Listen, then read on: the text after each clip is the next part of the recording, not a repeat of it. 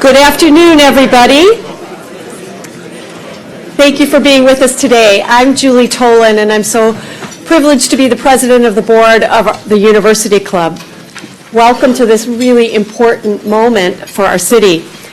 The University Club is historic, a very special place for those of us who are very committed to its mission and work. It's a place that we welcome the opportunity to bring people of all kinds of leadership together, to have civil discourse, to actually listen and learn from each other, and to commit to a more vibrant civic environment for Milwaukee.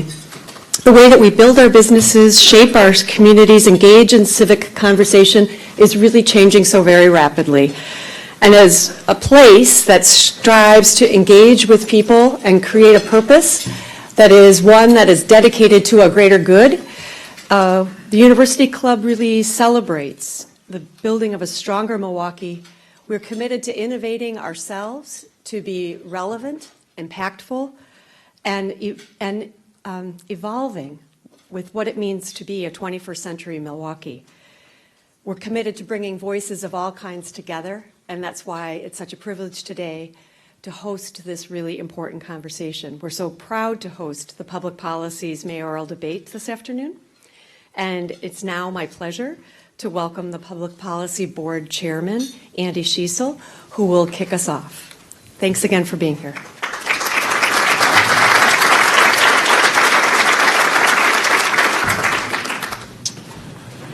Thank you, Julie, very much for the welcome remarks, and thank you to the University Club for its hospitality this afternoon. I'm Andy Schiessel, Chairman of the Public Policy Forum. I'm happy to welcome you to the second debate organized by the Forum in this election. On February 22nd, we hosted a debate between the two candidates for Milwaukee County Executive. This afternoon, we thank you for joining us to hear from our two finalists for Milwaukee Mayor. While the Forum is not the only entity in town to organize candidate debates, we believe that our events play a special role in informing voters, and we are very appreciative that Mayor Barrett and Alderman Donovan have taken the time to be with us today. As you will see when the event kicks off in just a moment, we are not interested in challenging the candidates on personal charges levied by their opponents or outside parties, or playing gotcha with statements made so far on the campaign trail. Our interest instead is in eliciting their detailed points of view on the critical policy issues facing the city during the next 4 years, with a special emphasis on those we have uncovered in conducting our own impartial research. For example, as an organization that publishes a review of the city's budget every fall, and one that has conducted exhaustive examinations of its revenue structure and overall fiscal condition, we will press the candidates for specifics on how they will address the city's formidable fiscal challenges. Similarly, having engaged in detailed research on the city's economic and workforce development policies, infrastructure needs, and law enforcement priorities, we will ask them to go beyond slogans and sound bites and provide the substantive discussion these important issues truly demand. Before we hear from the candidates, I do have a few organizational and housekeeping comments. As many of you know, the Public Policy Forum is a membership organization. Our members have allowed us to be a vital part of the community for more than 100 years and to organize events like this one. If you aren't a member and would like more information about the forum, please see me, Rob Henkin, or a member of the staff, and we will get you information. Or you can go to our website and click on membership. If you're already a member, we thank you very much for your support and thank you for attending. Next, I'd like to thank our sponsor for today's program, Mendel Group, an integrated real estate services firm with operations in development, construction, and property management. Mendel Group is recognized as one of the premier residential multifamily developers in the greater Milwaukee area. Communities developed by Mendel Group have received numerous awards for design excellence, including the prestigious Urban Land Institute Award for Excellence for the East Point redevelopment and national awards for the quality of its housing developments from the National Association of Home Builders. So thank you very much, Mendel. Now I will turn the program over to Forum President Rob Henkin, who will moderate today's event.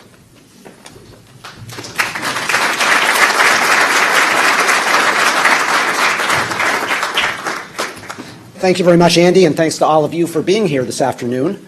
First of all, not that we urge you to be playing with your phones during the debate, I did want to announce that our staff will be live tweeting during the debate, so if you're interested, that's at #MKEMayorDebate.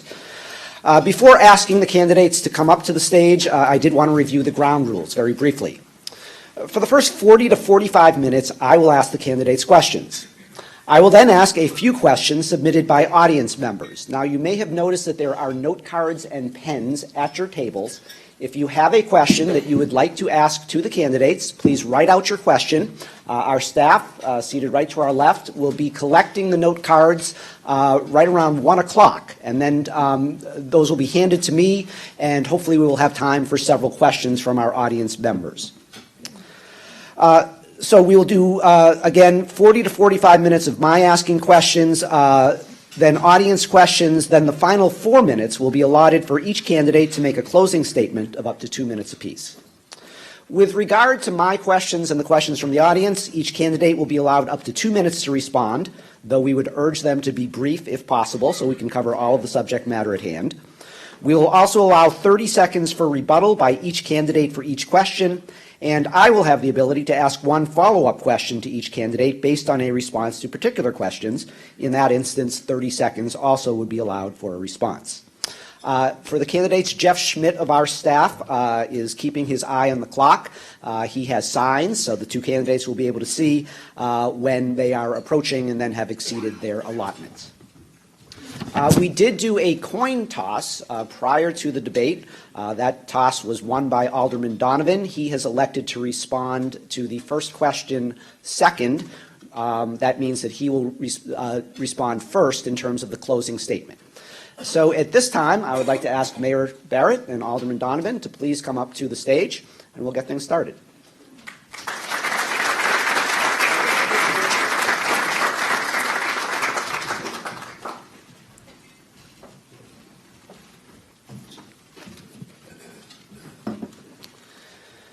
So both of our candidates obviously know the city of Milwaukee government quite well. Mayor Barrett has been mayor for 12 years. Mr. Donovan, a common council member for 16 years.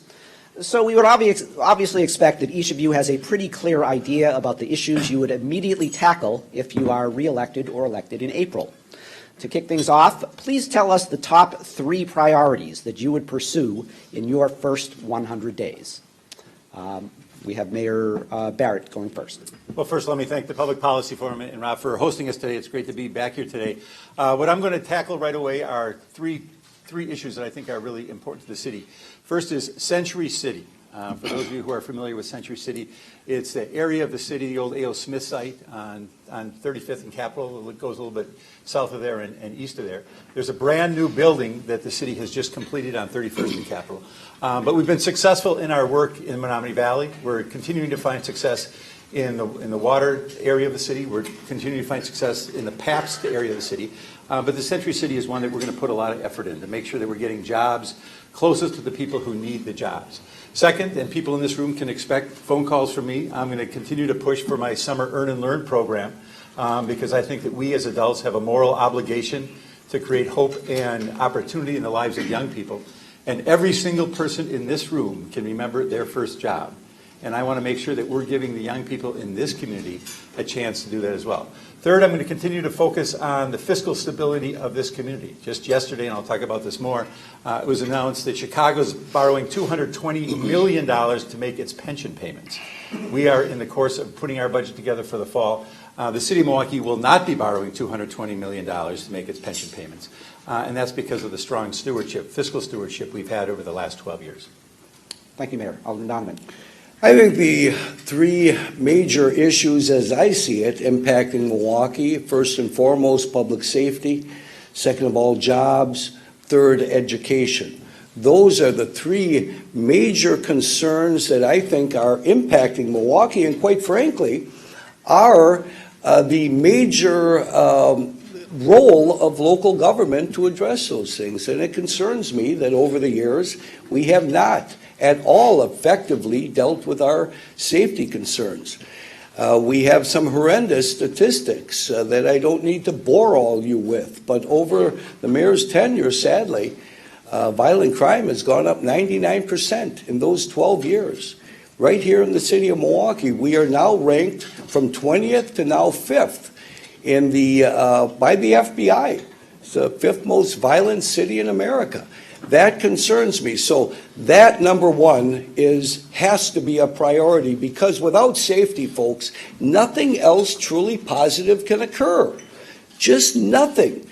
Crime breeds disinvestment in neighborhoods. Good people move out. Businesses close up. We're seeing it in neighborhoods across Milwaukee. There's more to Milwaukee than just our downtown. Second of all, education. And it concerns me immensely that over the years, you really haven't had a significant role that the mayor sees in education, yet it is vital to improving this community and giving these kids, a lot of kids that I see across Milwaukee, giving them some hope as opposed to the hopelessness that they do have. We have many great schools in Milwaukee. We need to improve on them even more. And I have taken the opportunity to meet with many, many teachers, many of them hardworking, dedicated, giving of themselves. We need to support them, reduce the bureaucracy, and my time has stopped. So thank you. Mayor Barrett, you have 30 seconds that you can take to respond if you'd like. Well, there's no question that public safety is a concern in the city of Milwaukee. And what we saw last year was we saw an increase in the number of homicides.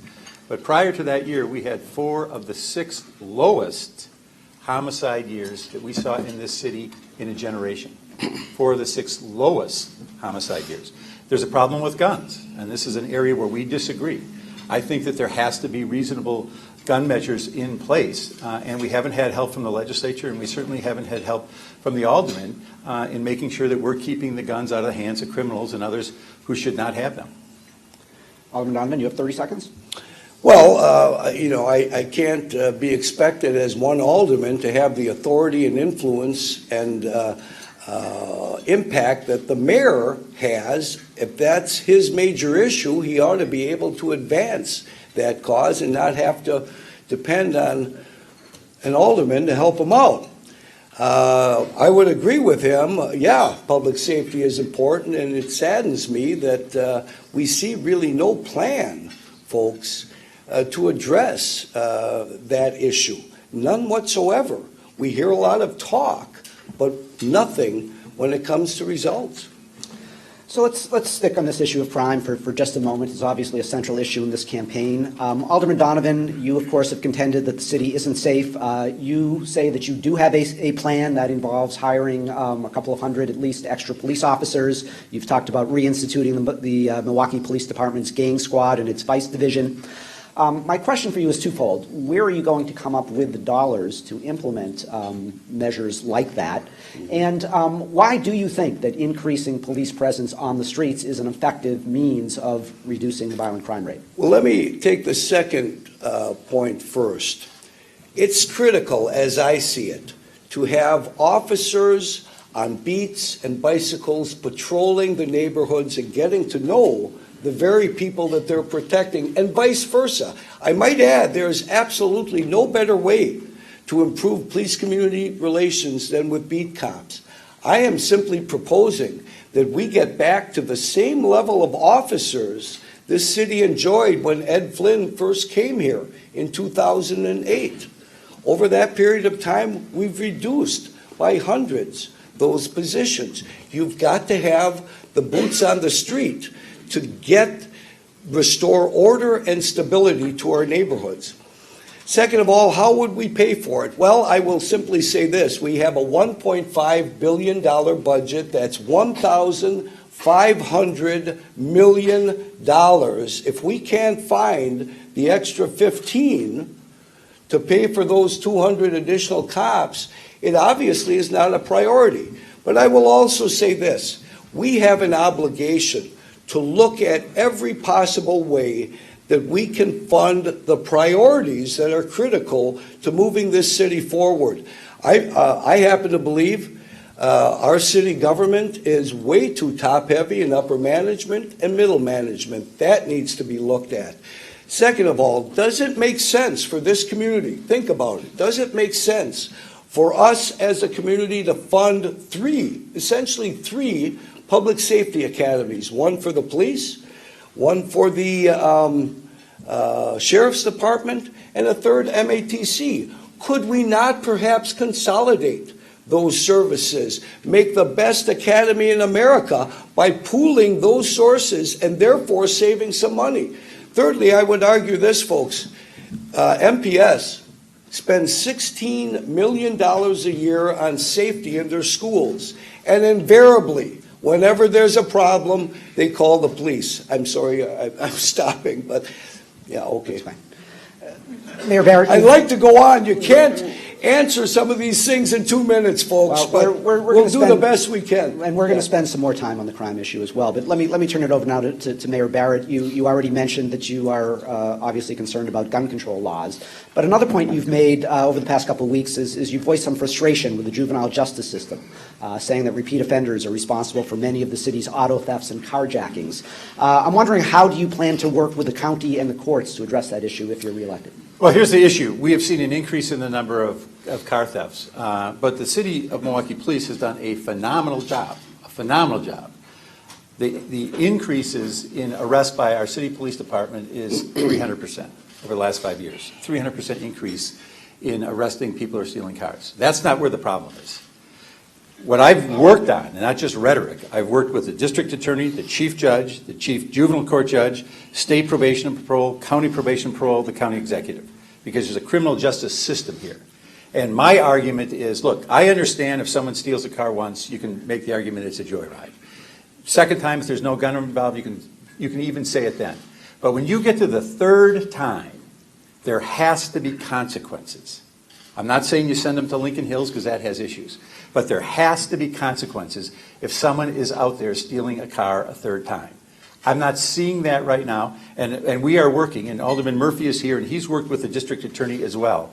We are doing an analysis so we can see, not a study, for people who've been arrested for stealing vehicles in the last X number of months, what's happening to them as they go through the system, so we can find out where the problem is. But I want to use 30 of my seconds. The Alderman said, yes, let's hire all these police officers. This is a job interview. You got to say where the money's coming from. You can't just say, we'll find it. I have funded hundreds of police officers in the last 4 budgets. The Alderman has voted against those in the budget. We have found the funding for them. This is not easy to do, but we have found the funding. I don't think we as a community can accept the answer, oh, we'll just find the money. Because you're talking basically $65,000 an officer, and if you're talking 300, you're talking $19 million. I don't know that that's what he's saying he's going to do in terms of raising property taxes, but I have put together budgets that have funded the police department, and our strength is at 1,880. We've also moved people who were doing desk jobs back on the street, so we have more boots on the street. Rob, give me 4 minutes, please. I'm begging you. You have 30 seconds now, and we'll follow up. Okay, let's take a look at that. The mayor loves to say he's hired 300 cops over the last few years. Yeah, and in the process, 400 have retired. We are down from where we were in 2008 by a couple hundred. That's the facts. That's the reality. How are we going to fund it? As I was trying to say earlier, let's take a look at the MPS budget, okay? Maybe there's a way to consolidate the police and their safety program together. $16 million, perhaps there's a way, working in conjunction with them. I had proposed a year or 2 ago to do this. The mayor rejected it out of hand, wouldn't even talk about it, sitting down with MPS and exploring ways that we can work together, hiring officers to work in the schools, and then during the summer, when we need them the most, they're available out on our streets walking beats. Mayor Barrett, you have 30 seconds. Well, we have worked with the Milwaukee Public Schools, but I think the Alderman confused. I don't know if he's doing it intentionally or unintentionally. The public schools has its own budget. We cannot take the money from the schools to augment our police department. You got to be honest with people.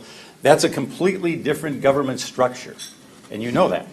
So to say, well, let's just merge the police and this and that and the other thing and this, it just doesn't happen. What I have done is I fund them, and he's critical of the fact that there have been police that are retiring. That's true, but the fact is also true that I have funded 300 police officers, and he has opposed that. So to say, well, we're going to hire a number X, and he hasn't even supported what we've done, it defies logic. So Money is obviously a big issue here. It's going to be an issue with virtually all of the topics that we're going to discuss this afternoon. So let's spend a few minutes on the city budget. The forum has obviously spent a lot of time analyzing the city's finances. We've talked about a structural deficit that essentially results from the imbalance that you face between your expenditure needs and your stagnant revenue streams. In fact, we've characterized it as between a rock and a hard place. You have these needs that won't go away, yet your revenue options are very limited. I'd like to ask each of you to assess the current financial condition of the city of Milwaukee and discuss how you will address the structural deficit over the next 4 years. I believe we are starting now with Mayor Barrett. Well, if you look at the fiscal condition of this city and compare it to other communities in the Midwest, notably Chicago, Detroit, St. Louis, it's quite phenomenal. It is quite phenomenal what we have been able to accomplish under my leadership. We have had a steady fiscal condition. Our pension fund is better funded than virtually any other municipal pension fund in this country. We have not amassed a lot of debt, and we've kept the property taxes under control. And I'm proud of that. I'm proud of what we've done, and we've done all of that in the face of a state government that's very hostile to us on a lot of these issues. And this is an area where the Alderman and I, again, have disagreed. I think part of the job of the mayor of the city of Milwaukee is to fight for this city in Madison. And time again, I have gone to Madison, whether it's shared revenue, whether it's residency, whether it's funding for recycling programs, to fight for funding. Alderman Donovan has been missing in action on every single one of those fights. Every single one. Alderman Donovan, your views on the city's financial condition? I would argue this, folks. The job of the mayor is to get results.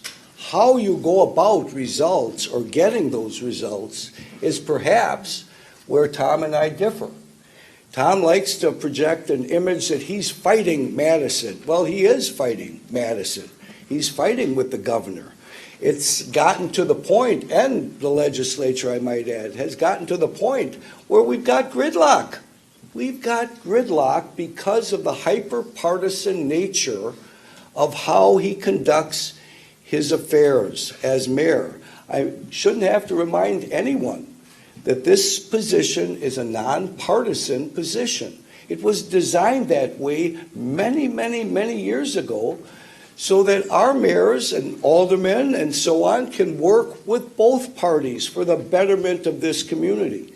So, as mayor, my first day on the job, I will be sitting down with Governor Walker and the legislature, not calling a press conference and having a 5-second soundbite saying how terrible the governor is and the legislature, and again, projecting this partisan image that is getting Milwaukee no place other than gridlock. We have got to be able to work together for the betterment of this community. That is absolutely critical. Yes, sit down with the governor, talk about these issues, and I would argue this, shared revenue, and I agree with the mayor. It saddens me that shared revenue has been stagnant for years or has gone down. Maybe 1 year it'll go up a little. We need to explore ways, different ways perhaps, working with the state legislature and the governor and the county and other municipalities across Wisconsin as to how we indeed are going to continue to fund our community and the services we all desperately need. Mayor Barrett, you have 30 seconds to respond. Well, I have worked with the governor and the legislature on a number of issues. I worked with them on the arena. I worked with them on the Gateway project just to the south of here to have access to the lakefront. I've worked with them to make sure we've got ShotSpotter funding. So I have been able to work on a bipartisan basis with the governor and the legislature. But what the alderman is failing to say is he cannot name one time when he stood up for this city when the Republican leadership in Madison was against us. When there was a letter on residency, every single alderman signed that letter except Alderman Donovan.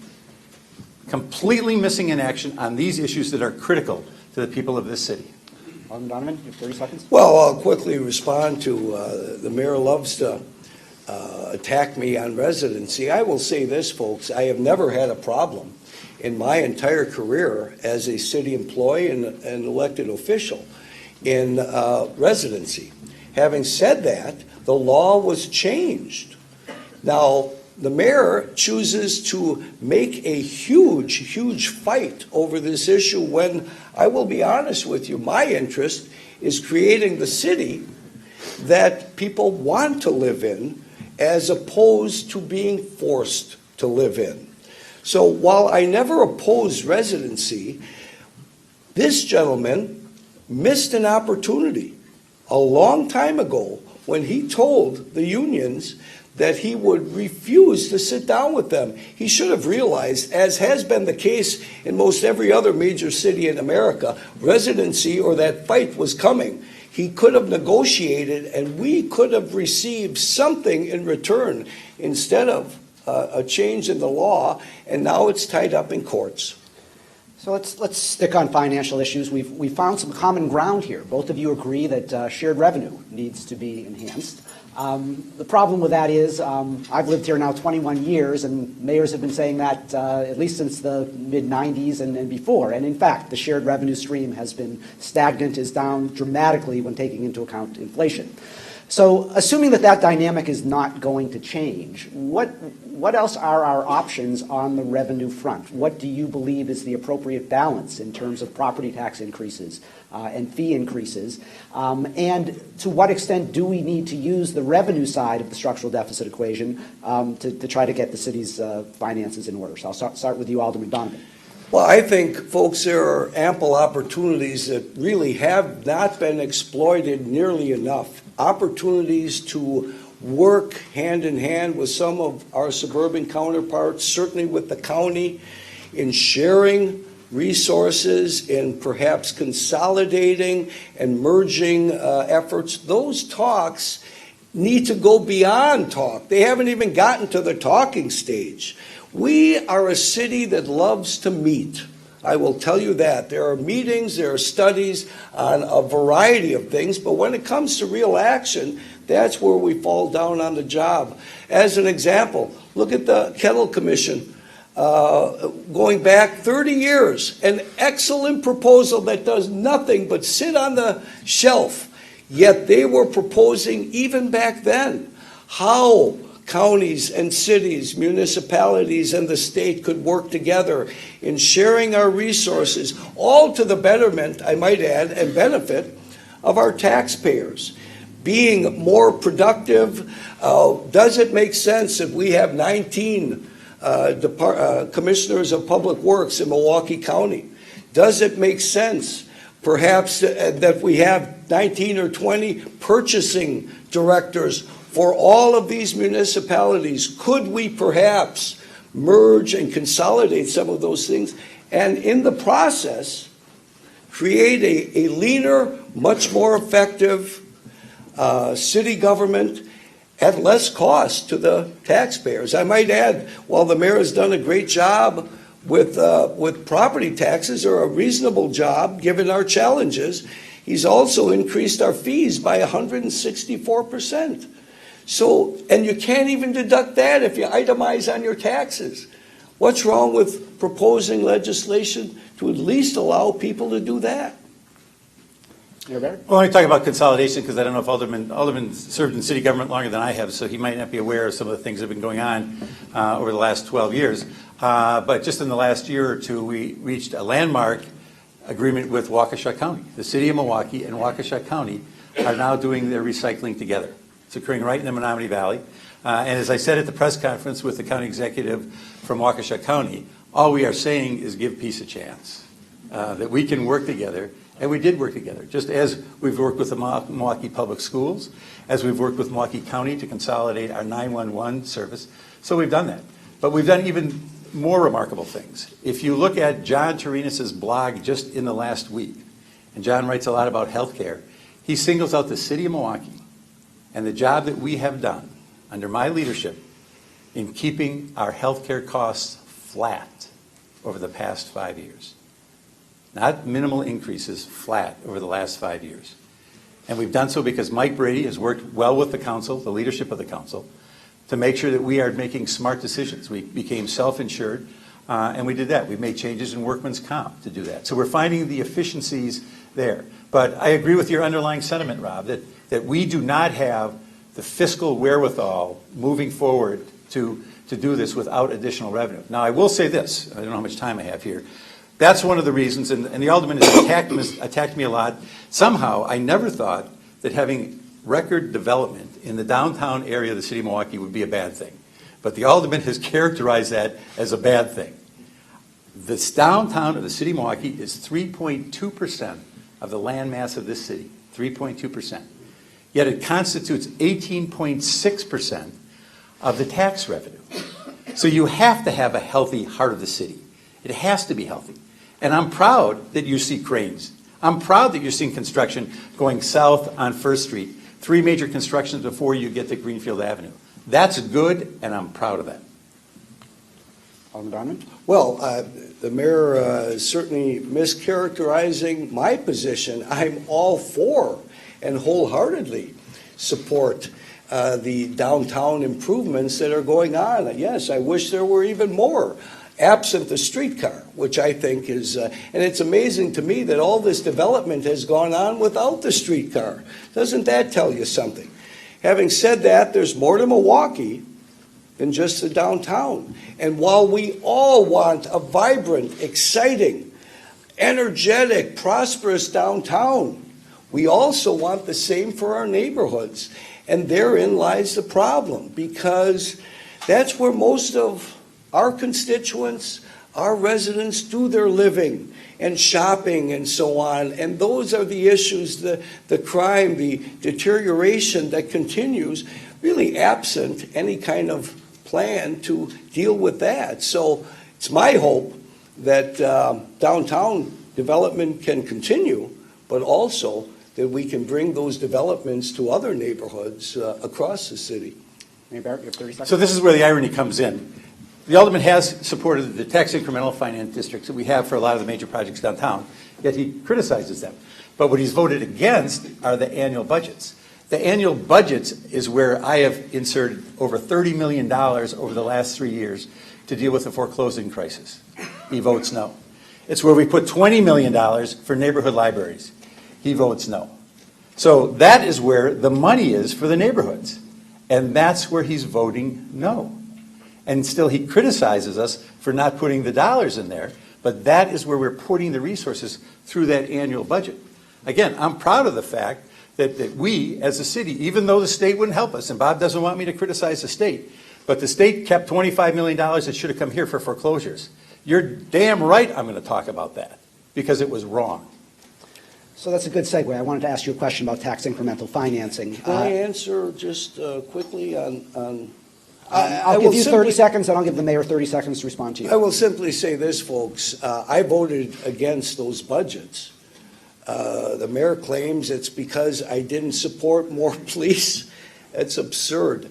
He claims that I didn't support these other things. That's absurd as well. I voted against those budgets, and I might add, it was I was the only alderman who did, to send a message. And the reason I voted against those budgets is the mayor did not do nearly enough to address the positions, vacancy rate within the Milwaukee Police Department. He didn't add enough officers. I did propose those amendments. They went down. They didn't pass. Had the mayor supported them, I can assure you that's how the budget works. It would have passed, and I would have voted for them. And in fact, just a couple of years ago, I did vote to support a budget because at that time, he did add what I thought was a reasonable number of officers. Since then, he has failed to do so. Mayor Barrett, you have 30 seconds to respond. Again, this is a job interview, and Bob is obviously concerns a lot about police, and the police are important. But we've got the health department, we've got the library, we've got the fire department, we've got the Department of Public Works, we've got the Department of City Development. And to say, well, I'm going to say no to everything, unless I get my own way, that's not how you run a government. You just can't run a government through a temper tantrum. You just can't do that. You've got to make compromises, and that's how we've been able to get things done. That's why our bond rating is so strong. We've got this poverty, but we've got a great bond rating because we know how to manage and we know how to treat departments fairly. Now let me turn to my question on tax incremental financing. In 2008, the Forum published a report suggesting that Milwaukee was not utilizing TIF as much or perhaps as creatively as other peer cities. Since that time, however, such usage has vastly increased, including for projects such as the Milwaukee Streetcar and, of course, the new development surrounding the new basketball arena. What's your view, First Mayor Barrett, on the city's use of TIF going forward? Is this a financing tool that you would plan to use aggressively over the next 4 years, or do you feel that we need to put the brakes on it? For anybody who comes in to ask for tax incremental financing, I've got two questions. How many jobs are we talking about? And are these family supporting jobs? That's what I'm looking for. It's pretty straightforward. And I can remember when we were criticized because we weren't using TIF aggressively enough and we were always being compared to Chicago. Go to Chicago now. And there the issue is, have they become too reliant on tax incremental financing? So again, I'm going to go back to my fiscal stewardship, that we have struck the right balance, that we are seeing cranes, and for a mayor, the favorite bird of a mayor is a crane. We're seeing cranes in this city. I absolutely love that. We're going to see more cranes. And we're doing so sometimes with tax incremental financing, sometimes without. My preference always is that they're able to do it without the tax incremental financing, but if it's necessary, like we felt it was with Northwestern Mutual, you bet we're going to do it. And I'm thankful that the Alderman supported that. I think that was the right vote for him. It was a unanimous vote, so that's really good. But there's a recognition here that we can have partnerships. And what was most important about the Northwestern Mutual TIF, in addition to the fact that we're getting this iconic world headquarters, is we're having people from this city that are helping build it. And that was something that I pushed very hard. I want to make sure that the people who are building Northwestern Mutual and the people who are building the Bradley Center look like the people who live in this city.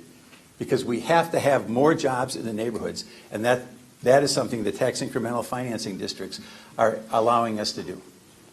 Alderman Donovan? Well, write down the date and the time, because I totally agree with Mayor Barrett. God bless you. I'd appreciate your support on April 5th. Oh, Lord. Other than that, no comment. I would agree. Yeah. Well, so let's turn then to an issue on which you obviously disagree, and that is, speaking of TIF, the Milwaukee Streetcar.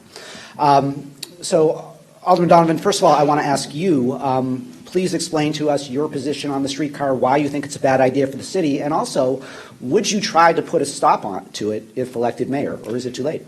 Yes, if I were elected mayor, I would do my best to put a stop to it. Having said that, I will say this, folks. I, from day one, thought, geez, this doesn't make a great deal of sense, period. It's 19th century technology, it's fixed rail, it's proposed as something that the young people really are wanting, the millennials, yet they're the generation of smartphones and Uber and Lyft. Not fixed rail, not ugly wires hanging down, taking them someplace that they may not want to go. I, from day one, argued, let's have a referendum. This is controversial enough to warrant a referendum. And the mayor fought that tooth and nail, refused. And I said, why should we be so afraid to get the input from the very people that we're supposed to be representing? On an issue like this, we pass referendums on a lot of issues, but not this one. That's very telling. I happen to believe, quite frankly, folks, that the downtown streetcar is a poor solution in desperate pursuit of a problem. And the reason it's moving forward is because that $60 million was burning a hole in Mayor Barrett's back pocket. It is really not solving any particular desperate need. As Alderman, I've gotten tons of calls from constituents on every issue under the sun. I can assure you of this, never, ever had I received a call saying, Bob, you know what Milwaukee needs? We got to bring back the streetcars.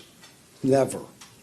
And yet this is what we are spending, approximately $125 million or more to build downtown. And the mayor talks about expanding it throughout the city. I don't know where that money is going to come from when we can't even provide the money to hire the cops we desperately need to restore the order this city so desperately needs. Mayor Barrett, your views My on the street. transportation vision for this city is really multifaceted. As I said earlier, I worked with the state, with the governor, for the gateway access to the lakefront. We've worked with the state to try to come up with a compromise on I-94. Freeways are important. We've reduced our street replacement cycle under my leadership from 108 years to 62 years. Local streets are very important. I've supported the bus system extensively. I support the bike share system, and I support the streetcar, multimodal. In this room, there are a lot of people who travel, and I bet you cannot name a growing American or Canadian city, a growing city that doesn't have some type of fixed rail. I'm investing in the future of this city, and I'm investing in the future of this city because it's about economic development. If you look at the train station and going east there, you've got the post office building that sold for $2 million more than the asking price, right on the streetcar rail, the streetcar system. The site that was mentioned in the paper the other day for Johnson Controls, right on the streetcar line. The Grand Avenue Mall sold for $7 million more in 1 year, about 2 blocks from the streetcar system. Fixed rail is something that people ride. The Alderman talks about having a referendum. We don't have referendums on every issue. In fact, I can't think of a single local issue we've had a referendum on. Does he want to have a referendum on highway spending? Should the state be voting on highway spending? Do we want to have a referendum on whether someone can run for alderman and mayor on the same ballot? Would that be a good referendum question? I'm guessing most people would say, wait a minute, which job are you applying for? You can't be applying for 2 jobs on the same day. That, to me, would be a good referendum question. Alderman Donovan, you have 30 seconds. Well, let me answer that last comment. I'm running for mayor and alderman, folks, because I want to improve Milwaukee. The best way to do that is by becoming its next mayor. If that's not possible, I at the very least want to continue the fight as alderman. Having said that, the mayor likes to talk about all these other cities that are investing in trolleys, in streetcars. And that's why Milwaukee needs to do it. Apparently, folks, years ago, Mrs. Barrett asked young Tommy, if every other kid jumps off the cliff, are you going to jump too, Tommy? And Tommy answered yes. To me, that is no argument. We have to look what's best for Milwaukee, what are our transportation needs, what are our fiscal restraints, and we need to do what's best for Milwaukee. Getting back to my mother. A wonderful lady. Fresno and Topeka don't have it. If you want us to be Fresno and Topeka, that's fine. They have I'm clips, I'm thinking, sure, Tom. I want us to compete with Minneapolis, with Denver, with Seattle, with Portland, with Atlanta, for the talent to come here. That's who I'm investing in, the future. Not Topeka, not Fresno. There's your choice. I want to ask each of you a brief follow-up. You'll get 30 seconds to respond. Alderman Donovan, you've cited the reasons that you're opposed to the streetcar, but I'm wondering, what is your position on other possible improvements to our transit system here in Milwaukee, such as bus rapid transit or a more robust bus system in general? I could very easily support a rapid transit program, connecting Waukesha, Milwaukee, even the county grounds and so on. I think that's a much better approach than a fixed rail streetcar. And also, folks, I will say this. Again, we're following, or the mayor's proposing, that we follow these other communities instead of setting the pace. There are some fabulous, fabulous things going on in other parts of the world regarding transportation. Helsinki, as an example, where they are utilizing, well, I can't, but that's what this community, I believe, ought to be looking at for transportation. And Mayor Barrett, a quick follow-up for you. You are obviously limited in the amount of federal dollars you had available. But a recent article in The Economist regarding Washington, D.C.'s new streetcar line argued that planners there were so concerned about the cost of the initial line that, quote, they have not asked themselves the central question that should guide any transit plan. Will it actually be useful in moving people? Do you have any concern that the starter line here in Milwaukee will be subject to the same argument? Well, I think that the proof is going to be in the pudding. And the experience I've had, and I'll go back to Portland, where I first visited to look at this, and they said, look, before it's built, it's going to be the end of Western civilization as we know it. That's what the argument's going to be. But after it's built, the dynamic and the conversation will change to how can we get it extended to our neighborhood. And that's already what I'm hearing, is people saying we would like to have it extended here. What I've done, and you can be critical of me if you want on this, is I have taken a prudent fiscal approach, because I do want to make sure that the financing is there. And I think that's the Milwaukee way, to make sure the financing is there and not to amass a lot of debt to make this happen. So the streetcar has obviously received a great deal of attention. Less attention has been paid to the city's other pressing capital infrastructure needs, ranging from City Hall to city streets and alleys to libraries and information technology. My question first for you, Mayor Barrett, is can the city afford to appropriately address those infrastructure needs within the constraints of its limited capacity to issue general obligation debt? And if not, what are its options? Well, I almost feel like I have to apologize in a sense that we haven't had any scandals, and I knock on wood when I do that. I'm not Gary Hart saying follow me or anything like that. But through my time in office, what you've seen is you've seen a very steady hand. You've seen a steady hand on capital. You've seen a steady hand in terms of running government, because that's who I am. That's my nature. I'm going to be steady. I'm not going to be flamboyant, and some people are going to like that. Some people are going to hate that. But City Hall is a perfect example. When I came in, it was sinking, and we had to deal with that issue. The tower had to be dealt with. We made the decision. We've borrowed for it. We're paying it back. And now we're working on the northern end of City Hall. We've done the same with the police administration building. We have invested in capital. I never knew we had 21 movable bridges in this city until I became mayor. We have consistently invested in infrastructure under my tenure because I believe in infrastructure. I believe we have to have streets that are improving. And again, even with cuts from state government, we've continued to invest in replacing streets. Can we do more? Of course we can do more. Would we like to do more? Absolutely. But that has been a priority of mine, is to invest in the infrastructure of this city, because I realize people have to get around, whether it's by car, whether it's by bus, whether it's by streetcar, whether it's by bicycle. And we've been able, as I said earlier, to reduce that replacement cycle significantly in the time that I've been mayor. So I have invested consistently in the infrastructure of this city. And that's why, frankly, you don't see the headlines about the city this is falling apart or the city this is falling apart. You haven't seen it. And I'm hoping we don't. Again, I feel like I'm talking about a no-hitter. I can go home this afternoon and have something change. But we've avoided that drama because working with our Department of Public Works and our other departments, we have looked at what our capital needs are. And again, without any fanfare, we've said, all right, if we have to replace the roof, replace the roof. Alderman Donovan, 2 minutes. Well, obviously, the mayor doesn't drive down our city streets because we continue to see the decay there. And I'm not going to disagree with the mayor that he has done a fairly good job in addressing capital costs, capital projects, yet at the same time, we continue to lose ground on our roadways and so on.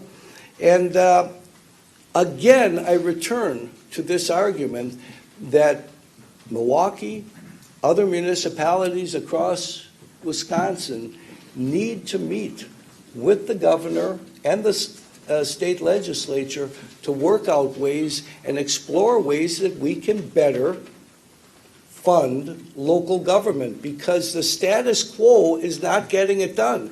And while the administration has done a fairly good job of keeping our head above water, every once in a while we're going under. That needs to change.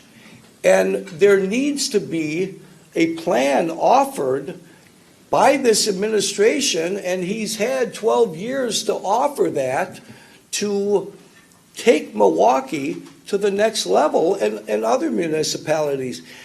What we continue to see is, well, we're struggling, but we're keeping our head above water, and basically we need something beyond that, and that's not going to occur, folks. with the status quo. That's not going to occur without reaching out and making some significant inroads with the state. Mayor Barrett, you have 30 seconds. Well, again, there's a fundamental disagreement here, because if you look at the highway spending in the state of Wisconsin, obviously nothing is being held back. I mean, it's immense. It's immense. And do I think that the priorities are wrong? Of course I think the priorities are wrong. What good does it do if we have billion dollar exchanges, but your streets are crumbling as you try to get there? There has to be a balance. That balance has been lost between the state and local governments. I've spoken up. If that makes me cantankerous, if that makes me partisan, I think people want to have safe streets to get to the superhighways. But that's not where the priority has been. Bob's never said anything about this. It doesn't seem to bother him that they're putting billions of dollars into state highways and they're shortchanging the local roads. It bothers me a lot. Alderman Donovan. Well, again, that's why I'm running for mayor, folks, because I look to the mayor as the leader of this community. He obviously looks to the alderman to take the lead on all of these issues, and he sits back. Yes, I would agree we need to get some funding from the state of Wisconsin for our local roads. Nothing has come out of his office other than saying, yeah, they're building highways, but not taking care of us. So I'm going to ask one more question, then we're going to go to some questions that you've submitted to us. My final question, and we'll start with you, Alderman Donovan, is in regard to the issue of poverty. The numbers, of course, are quite troublesome. Recent U.S. Census Bureau figures released last fall show the city's poverty rate at 29%. That's nearly double the national rate of 14.8%, and that leaves Milwaukee as the nation's fifth most impoverished big city. My question is, why, in your estimation, is our city's poverty rate so high? What is the appropriate role of the mayor of Milwaukee in addressing it? And what do you specifically plan to do about it if you're elected mayor? I think the appropriate role for local government as things relate to poverty is doing its core mission. And what is its core mission? Keeping our streets safe, educating our kids, providing for a good working infrastructure, and then as much as possible, create an atmosphere where the private sector, individuals and businesses, can prosper on their own hard work and merits. Now, the best possible way, and everyone in this room knows this, the best possible way for anyone to get themselves out of poverty is through an education. And yet, we are failing so many of our kids when it comes to educational opportunities here in Milwaukee and their success. We're graduating kids from high school that have a third grade reading level. That's unconscionable. We are designating that person to a life of failure. We need to restore and help our teachers and our schools become more successful. We need to restore hope to so many people and kids living in neighborhoods who don't see job opportunities, who drop out of school, and engage in crime primarily because they see no other alternative to raise money. That needs to change. So again, the core mission of local government, we need to do our job effective and well. And by doing that, we will uplift many of our neighborhoods and individuals. Mayor Barrett? On August 5th, 2011, Alderman Donovan issued a press release following a horrible incident at State Fair Park, and it stated, and let's face it, it also has much to do with the deteriorating African-American culture in our city. Our city is 40% African-American. I'm not going to blame our problems on the African-American culture. That's wrong. It is absolutely wrong to do it. And we haven't talked a lot about the racial relations in the city this afternoon. But we can't have a mayor who's going to divide this city. We have to have a mayor who's going to unite this city. We're going to have a mayor who's going to put an urgency into jobs. By Seasons. By Seasons was a company that wanted to locate in the valley, Menominee Valley. They came to my office. It was a no-brainer. They were having problems with the alderman. I sent them down to Alderman Donovan's office. They literally came back within 45 minutes and said, we're going to New Berlin because of his temperament and because of the way he treated them. There has to be an urgency. If we're going to end poverty in this city, it has to be about creating jobs here. Those were startup jobs. Those were transitional jobs, just like the jobs that we have for Milwaukee, the Compete Milwaukee program, transitional jobs. Everybody here knows that if someone has trouble in the workforce, the first thing to do is get them back in the workforce so they can start learning those skills. He told them, be gone. Be gone. We don't want you here. Where is the urgency that you talk about jobs when you're telling a major employer that you don't want him in your district? We can't have a mayor like that. We have to have a mayor who's going to work with people. Temperament is important. Character is important. That's what this job is about. It's about working with people. It's not about press releases. It's about working with people, and that's what I want to do. 30 seconds, Alderman Donovan. Thank you. I need more than 30 seconds to answer that, so accommodate me. I think, folks, it's awfully sad. It is awfully sad that an incumbent 12-year mayor of the city of Milwaukee has no record to run on and so has to engage in name-calling and personal attacks, even calling me a racist. Now, I want to address that because I'm not a racist. And, Tom, that's an insult to my wonderful parents who raised me differently. Second of all, folks, I will say this.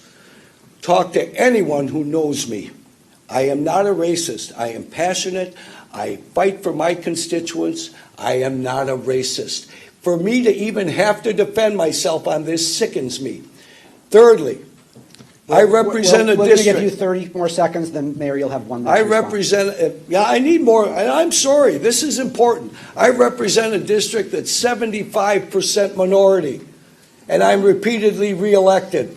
If I were a racist, I couldn't do that. And fourthly, I don't think Alderman Joe Davis would be supporting me for mayor of the city of Milwaukee if I were a racist, so shame on you, sir, for that accusation. Now, let's talk about the by-seasons. Here was a business, I never opposed them, moving in to the city of Milwaukee, never. However, the Valley was a different story. Because of the millions and millions and millions of dollars, starting under the Norquist administration, of revitalizing that area. Decisions were made going back then that businesses moving into the Valley would be good-paying, family-supporting, full-time jobs.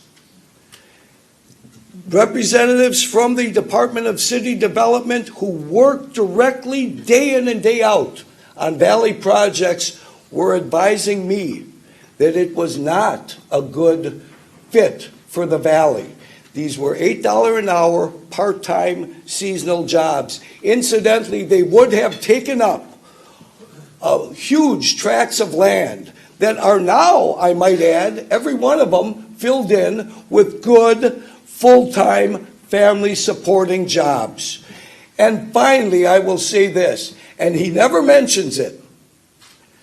I was joined in that opposition to by-seasons moving into the Valley by Congresswoman Gwen Moore and many other community representatives. I received many calls from community representatives within the Hispanic community regarding this issue and their opposition as well. Alderman, so if I made a mistake, then Gwen Moore made the same mistake and all these other folks did as well. But the final result is this, folks. The Valley is doing exceptionally well. That started under Norquist. This guy loves to take credit for it. Okay. Mayor Barrett, I'll actually give you now up to 2 minutes if you'd like to take them. Well, first, you all were here. What I did is I read from his press release. That's all I did. His press release. You can defend your work. You're the one that sends out 66 press releases a year. So if you can't defend your own press release, then why are you sending it out? That's my reaction to that. But let me talk about the press releases as well. I think last year was 4966 press releases. He attacks me, fine, I'm a big boy, I can take it. He attacks the police chief, Chief Flynn. I don't know that I have more confidence in Alderman Donovan running our police department than Police Chief Edward Flynn. I have more confidence in him. Again, the statement he made about State Fair Park. But never once, and he's right, I'm the mayor. But do I want support from my aldermen? Yes, I want support from my aldermen who want to fight to make sure that people who are hired by this city live in this city. And I wish we would have spent more time on this, because this is a critical issue, and it does go to race relations. In Baltimore last year, where you had such horrible riots, 79% of the police officers don't live in the city of Baltimore. Is that what we want in this community? No. No, I was just at a neighborhood meeting 2 nights ago. The captain of the police District 5, I think it is, right? District 7, lives 2 blocks from me. The captain of District 3 lives in Sherman Park. Many of them live on the south side. We like the police. We like the firefighters. We want them to be part of our community. And Alderman Donovan is fighting for the people who want to move out of the city. I'm fighting for the people who want to be here. That's who I'm fighting for. I'm fighting for the families that want to be here, not the families that don't want to be here. And that's a fundamental difference. It's about, do you believe in the future of the city, or do you believe in the past of the city? I believe in the future of this city. And we are seeing growth. The city is doing well. Despite how much Alderman Donovan wants to paint it as the worst place in the world, this city is fighting back. We're fighting back from the worst economic downturn that we saw since the Great Recession. And we did it without laying off a single police officer, a single firefighter, or closing a single library. And I'm going to continue to fight for this city because I love this city. So I do want to get to some questions from the audience. We're actually going to give you only 60 seconds to respond to these questions so that we can get to a few. So this is the lightning round now. This is the lightning round, Okay. yes, sir. Scores are double. We're going to stick with the issue of race and economic development. Indeed, things are happening downtown, and economic development is on the rise. However, our African-American male unemployment rate, based on the latest available figures, about 22%. How will you ensure that the economic benefits of economic development that is taking place in other parts of the city do benefit all Milwaukee residents? And I believe, Mayor Barrett, you are up first. Well, Northwestern Mutual is here today. Northwestern Mutual is in the House, deserves a round of applause for the work they're doing in terms of inclusion. Go to the old Caligo site on Century City. They've got dozens of people helping fabricate the windows for the new building, all from the city. That's how you do it. You have responsible corporate citizens that are hiring people from the neighborhoods. The construction jobs are so important. And I was at a meeting at the arena 3 nights ago for prospective contractors and subcontractors. You would have been amazed at the diversity in that room. And what I told that audience is, I'm the mayor of this city. No one should be surprised that I want the people who build this arena to look like the people who live in this city. That's how you solve it, through construction jobs, by making sure people stay in school. And I've worked at the Job Corps Center. I've worked with the Milwaukee Public Schools extensively. I've worked with the unions. We need more people of color in the unions. So this is an issue that I take very seriously, because you're right. The joblessness rate and the poverty rate is too high. Alderman Donovan?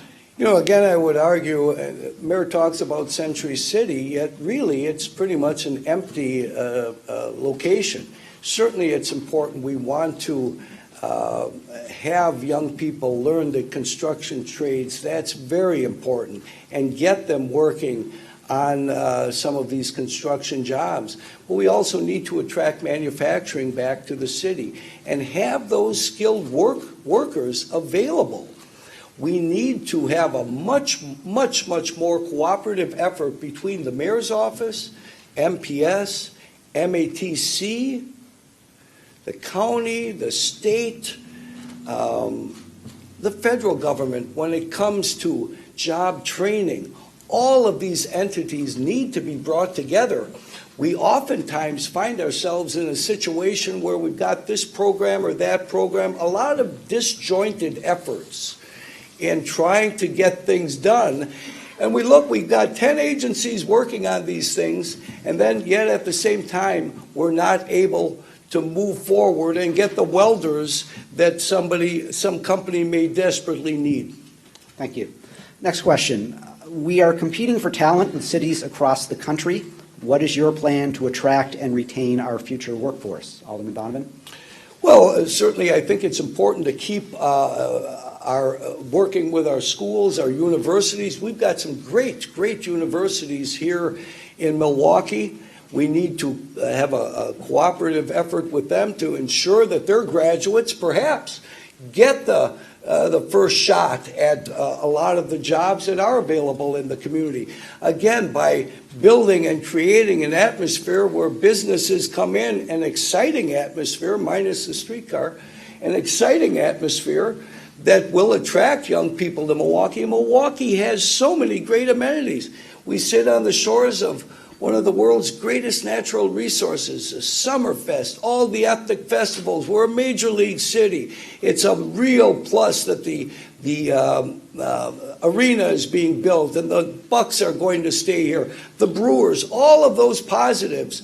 So we need to talk about Milwaukee, get that word out. I would argue, too, we need a jobs ambassador, and as mayor, I would have that individual working right out of my office, scouring the country to attract businesses to come here, but also working with all of the businesses here in Milwaukee. How can we help them to expand? What will it take for them to grow? What do they need from local government to make that happen? I don't believe any of those things are currently going on. Mayor Barrett. Well, we live in different cities, obviously, because what we're seeing right now is something we have not seen in decades in the heart of the city right now. What we're seeing is there's probably 1,700 units of housing that are in the pipeline. And what's happening? Young people and people who are young at heart want to live in the city. They want to live in the heart of the city. They want to live in the heart of the city because it's exciting, because there's a lot of good restaurants, there's a lot of good entertainment. They want to be here. Bob wants to paint this as a city that's gone to hell in a handbasket. I'm not painting it that way. Do we have our problems? Absolutely yes. But I have never seen the amount of energy among young people in this city as I see right now. And you don't improve that energy, and you don't increase that energy by having a mayor who says this city stinks. That's not how you move a city forward. You move the city forward by working with people. And yes, we have problems. Yes, we have serious problems with poverty. And that's why we've put a focus on creating jobs in the neighborhoods. That's why that's been a major portion of the work that I have done as the mayor of this city. Because I realize we all have to be in this together if this city is going to succeed. And one last question from the audience. Milwaukee has more police per capita than other cities. Does more police automatically mean less crime? Mayor Barrett. I think we have to have a strong police force. And we do have a strong police force in this city. But for me, law enforcement is more than just police. You have to have good community-police relations. Because the reality is, you're not going to have a police officer in every apartment. You're not going to have a police officer in every store. And you have to have trust between the community and the police department. I need this to be a community where the community can work with and trust the police department. I also need it to be a community where the police officers can work with and trust the community. It's a two-way street. And that's one of the things that we work very hard on through training in our police academy, because it's important for people to understand, particularly when their backgrounds are different from the people they're policing, what's going on. So to me, that is a huge priority, but it doesn't stop with the police department. And again, this is where we part ways.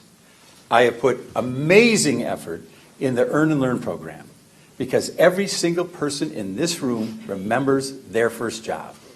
And I want to get the kids on the right track by having them have jobs. It goes to the faith community. It goes to the community groups. They're all part of having a safer city. It's not just police. Police are by far the most important, but it's not just the police. Alderman Donovan. Well, I would agree it's not just the police, but they do play a critical role in maintaining order and stability in a neighborhood. So to answer your question, the way our officers are deployed is critical to the success of this department. I would hearken back to when Rudy Giuliani and Bill Bratton came into New York City in the early 90s.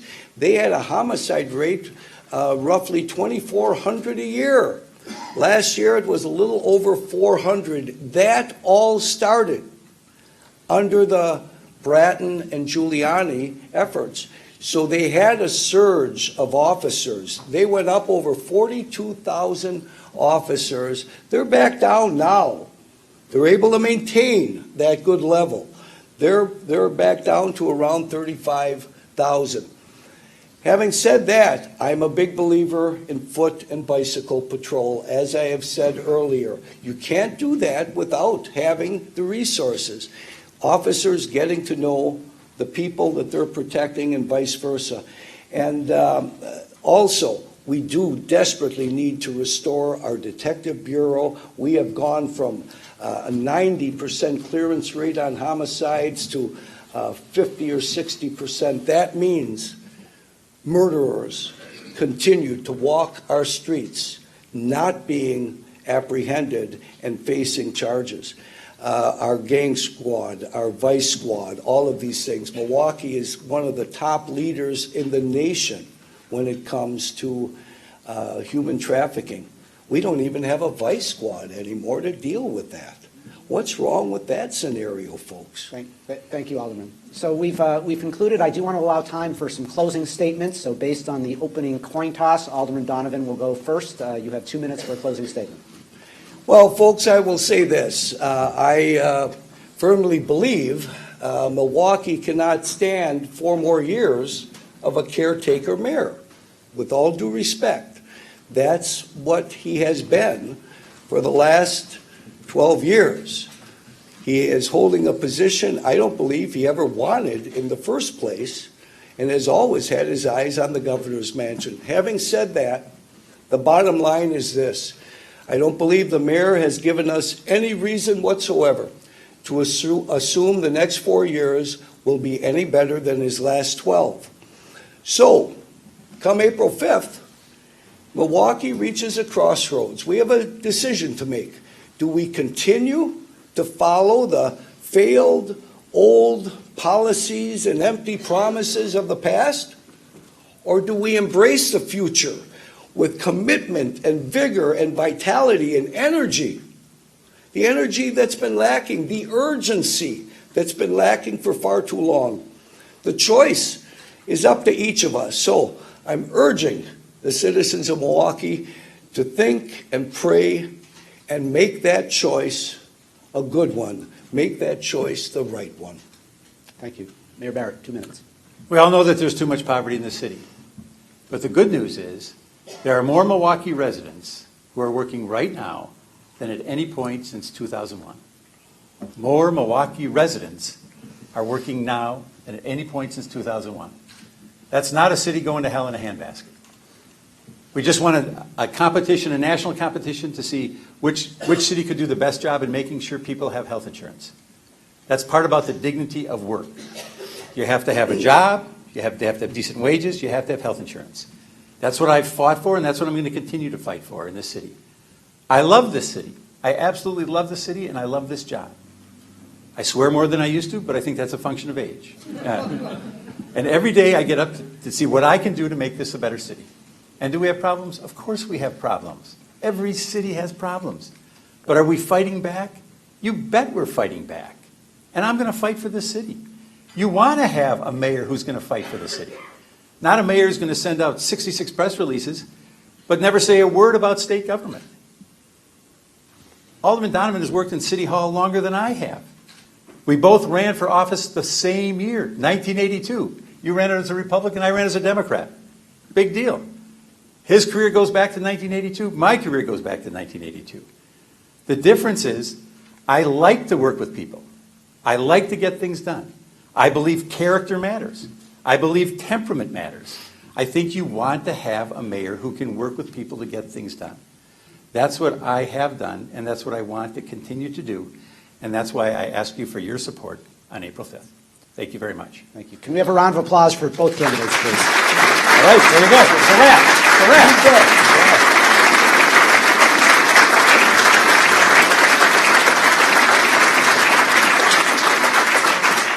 Again, thank you both for your gracious commitment of your time. I want to thank again our sponsor, Mandel Group, and our host, the University Club. Please stay tuned for the forum's upcoming report on the teacher workforce in Metro Milwaukee and an announcement of a viewpoint luncheon on that same topic in early May. Also, the 2016 Salute to Local Government will be held on Tuesday, June 21st. Nominations already are being accepted and registration will open soon. Finally, if you are not following the forum, and shame on you if you're not, on Facebook or Twitter, please sign up to do so. Just don't ask me how. With that, we are adjourned. Thank you all for coming.